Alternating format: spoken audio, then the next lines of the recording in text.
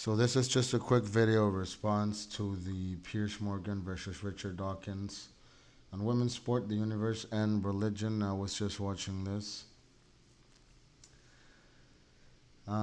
Pretty interesting though. My opinion is that Piers Morgan actually addressed the debate incorrectly because, they're talking about whether or not God is real or, this is a typical debate.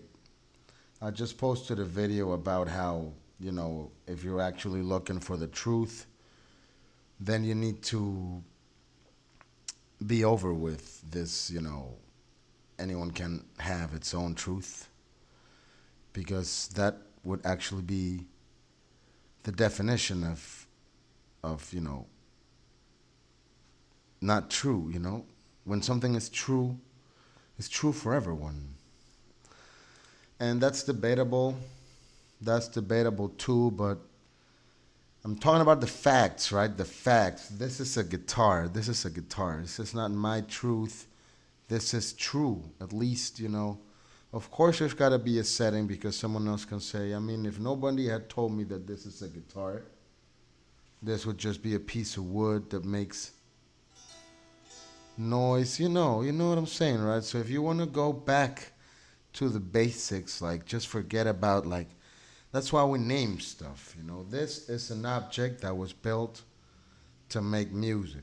That's what it is. And this is a guitar. What's my point? There are some things that are true. So going back to the video, my opinion is that the debate was addressed incorrectly because I think that the common doubt stopping people, or in this case Richard Dawkins, from believing or from leaning towards believing or from starting to believe or like that path, is the fact that God is invisible and the spiritual realm is invisible, apparently invisible.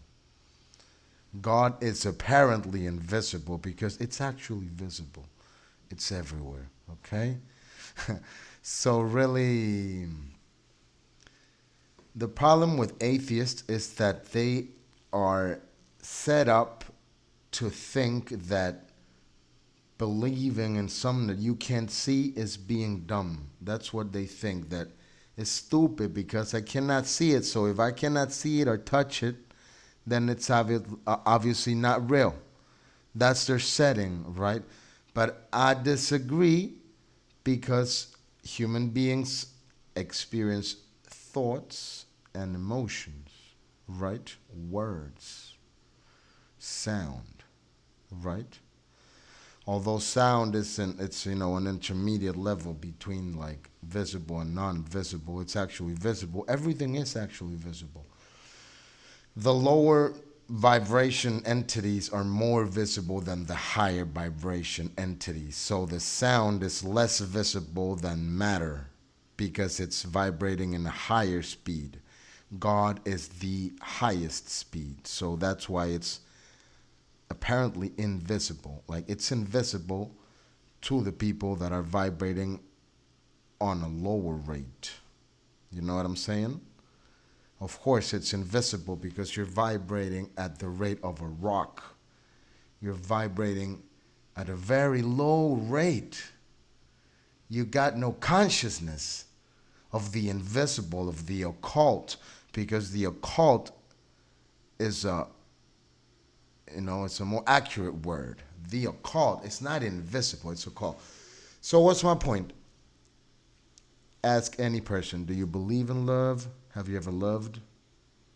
Most women are going to say yes. Some women no. Most men, love. Do you believe in happiness? Happiness is not the same for everyone. But if you ask someone, if you say the word happiness, they know what you're saying. They don't know exactly what you're saying, but there's a concept of happiness. Is happiness real? Is love real? Is pain real? Is envy real? All right. Admiration, is that real? Are your thoughts real? Are they or are they not? If I think something, Then I do something. Everything I do, I think before. I've thought before. Maybe or maybe not. Because we're also part of this big thought, this big brain that's working. And if you read, and do science and research, you're gonna, discover the principles of the universe. And those are facts. People don't like to accept God and Christianity and religion before they, experience it themselves. Once you experience it yourself, there's no going back. That's as simple as this. When you see numbers and you start adding and you just, 2 plus 2, that's 4. There's no other way you can see it now. You know what I'm saying? So it makes so much sense. God is so real. God is so real. I'm saying, if you don't want to believe, it's because you don't want to. It's right there. Why do you think you have thoughts and emotions? It's so clear. Like, to me, it's so clear. I cannot even conceive a reality where there's no God. Like, there's no purpose. Like, every person gets up and has a purpose for their day. Every person, does stuff, because they want to. It's not like, I don't know how to explain. We, as human beings, have this capability of consciousness, of choosing what we do and just being free. Of course, you're influenced by our environment. Of course, your language influences you. Everything around you influences you. But you need to look deep down in you and see who you are, who you really are. This part that it's not your body, It's not your job. It's not your name. It's only you know who you are, and that is invisible. You don't see. You know what I'm saying? Your thoughts, your emotions, the girl that you love. You might be in love with this girl and she doesn't love you back. Who hasn't been there, And you feel pain. There's something that hurts. It's not your chest, it's not your arm, it's not your physical, it's something invisible. People's going to say it's a bunch of chemical reactions. That's not what it is. There's something before that, because you have choice. And you have control over the chemical reactions that happen in your body. You have control over how you move. You have control over how you breathe. All the time, you are blending with the universe. The act of breathing.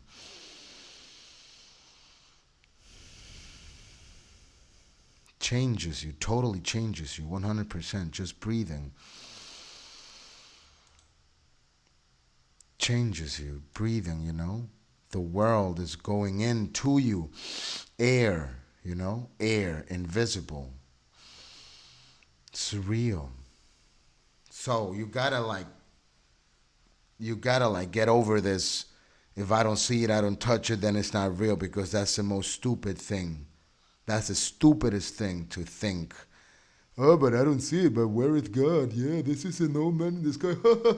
Oh, these people are so stupid. They believe in an old man sitting in the sky. Oh, what's so stupid? This is just arrogance, thinking people are stupid. Why do you think people believed in God forever? And now you say, oh, that's because in the past they were stupid and they were so ignorant that they believed in God because they didn't understand stuff. No. They understood stuff. That's why they believed in God. Not like you, that you're just copying what other scientists bullshit, are saying. It's just bullshit, Listen to Richard Dawkins. What is he saying? He's just saying, physicists have come to some conclusions that I don't understand because my brain is not powerful enough. So he's just telling you, I'm stupid, I don't know shit, and I believe what physicists tell me. That's exactly what he's saying. So why is people following him? He's just telling you, I really don't understand, and I'm just following what physicists said because they are the smart ones and I'm the stupid one. I just repeat what they say.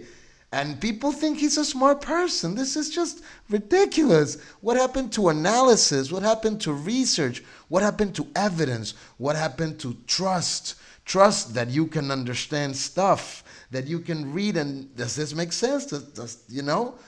So this guy's an idiot. Why is people thinking Richard Dawkins is smart? This guy's an idiot. Okay?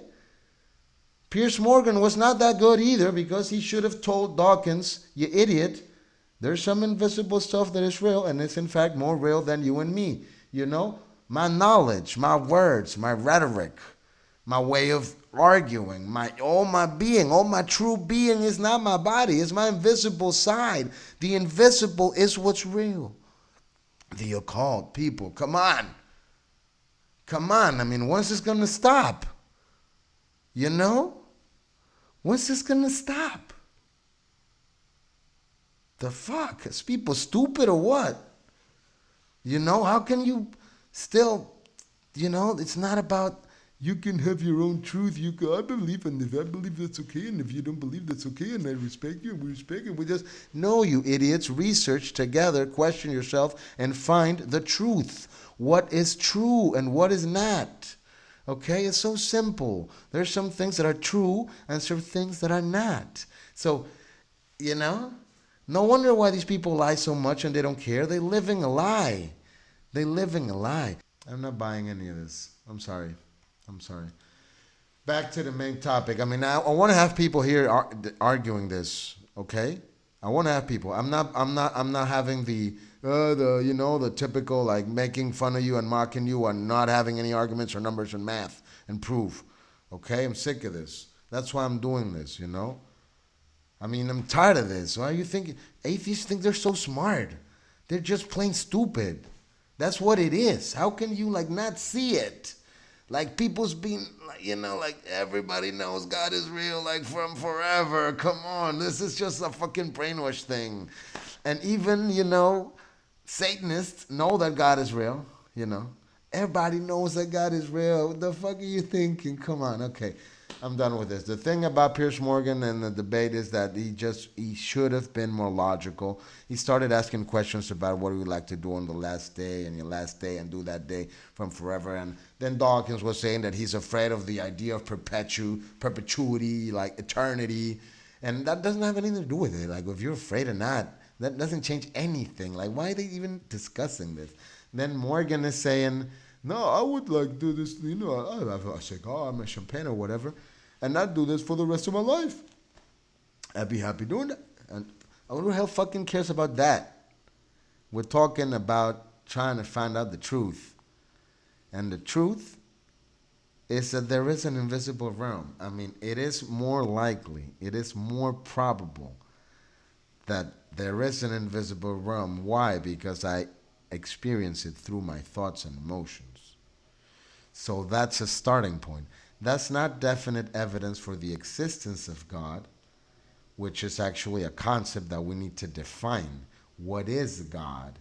And you need to start, you go backwards. You need to start by knowing thyself and knowing your universe, Christians going to say you need to read the Bible. And actually you do. But I don't think they say that the Bible, the words in the Bible have enough power to change your mind, and it's actually God speaking through you. It's a pretty thick book. Actually, we're going to start having Bible sessions, but it's so easy now. Just type it in. And if you don't want to read it, then why are you so afraid of reading it? It's supposed to not be real. Isn't it interesting that this book has lasted all those years until now? And if that's the case, we might as well just read also, we'd also read the Quran and all the other Bibles and shit, why not?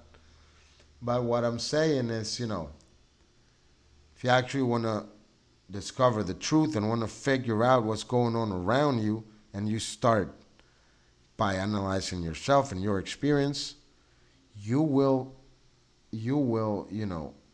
find out or become aware that you have thoughts and that you have feelings and emotions and that you are going to have them forever, because this realm is forever. It doesn't stop. This is reality. This is the actual reality, the origin of stuff. It's the reality that you connect to through your thoughts and your emotions. That is the true reality. That is the origin of this reality. That's the origin of your movements. You see? Like by studying and analyzing yourself, you can come to conclusions that are self-evident, and you would have to disprove them. If you want to have a counter argument and you want to like say that this is not true, then you need to prove it, right? So all I'm saying is this. Say you put in this world, say whatever time, I don't know. There's been times where people already knew about God. Actually, when people just came here, they really knew about God because they were just put here. You see? So they just came from the invisible realm, the spiritual realm. It's just like kids. Why are kids why are kids so clean and pure and so, you know, of course there's evil kids. I'm not saying, but what I'm saying is that they just came from the spiritual realm, so their experience is more recent, more fresh. We all came from there. That's where we all come from. We don't remember it though, right? But it kind of makes sense, right? It kind of feels like home. Like when you go to sleep, you go to this realm. That's where your dreams are. When you're thinking, when you do meditation, when you do psychedelics, they take you a little bit into this world. Okay? And it is true. And this is the world that has, created this world. This is what originated this, the invisible realm. So then, this is the first step. Realizing that you are not just your body. You're not just flesh. You're not just chemical reactions and matter. You are something else that is eternal. And that is your thoughts and your emotions and who you truly are. Like your essence, the you. Not the you, your body, not the you that people know, not the you, that you think you are. Like the real you, like when you go to sleep, like your thoughts, the things that only you know about you, the real you know, that's invisible and it's so real. You are important, Every human being is here. Of course, there's levels. There's levels of awareness. And when you are less aware, you have less information. Of course, you're going to it's like being blind. You see less, You're not as aware of stuff. You're not aware there's a wall there, so you might crash into it, You might bump into it. So it's all about awareness, being aware of yourself, of your feelings. Being aware that when you say something, the sound of what you say is going to remain there forever. And it's going to keep moving forward forever and bouncing off the walls forever, along with the universe. So that means words do have power. And the emotion that you have when you say these words is going to change the shape of the sound that you are putting out there. So if you are full of love and you speak with love and you actually love people and love yourself and love your mom and love your kids and love your friends, and please do not get confused love with lust. Do not confuse love and lust. It is not the same. You can have a lot of sex, but it's not the same as love. So love, when you speak with love, then you're like putting love out there, and this vibe is going to come back. When you are full of hatred, and you are full of envy, and you are just like living in this negative vibrations, which a lot of people I know, I don't mean negative, I mean low actually. And there is a concept of polarity. There's a negative and the positive, but there's balance. So I'm not saying I know when something is positive or negative. That is relative to the situation. But overall, there is good and bad, because good is going to work. Good is going to make you better. Good is going to actually get you closer to happiness. That's a concept of good and God. God is good. You know what I mean? That's why it's called God. Good God. It's like you know. So there is good because good works. Good is gonna make you. It's gonna take you closer to happiness. And this is really like the real good, not the good that society says, not what I think is good, not what is pleasant. The real good, good. Some stuff are good. And what do I mean by this? Like, think of like a plant. What do you need to do in order for the plant to grow? You need to give it the right nutrients, the good nutrients. You need to give it the right amount of water at the right times. You need to do the right actions, good deeds. You see, the right actions are the good deeds. And good deeds mean that the plant's going to grow and it's going to be a flower and it's going to be beautiful and it's going to give you a fruit and whatever because you do the right thing. And then that means there is an intrinsical good. And some things are good and some things are bad or evil. This mostly comes from ignorance. You know what I'm saying? Evil is so real. It's the lack of God, the lack of good. Okay, I think I should be finishing by now. I've said enough. I'll see you soon. Bye.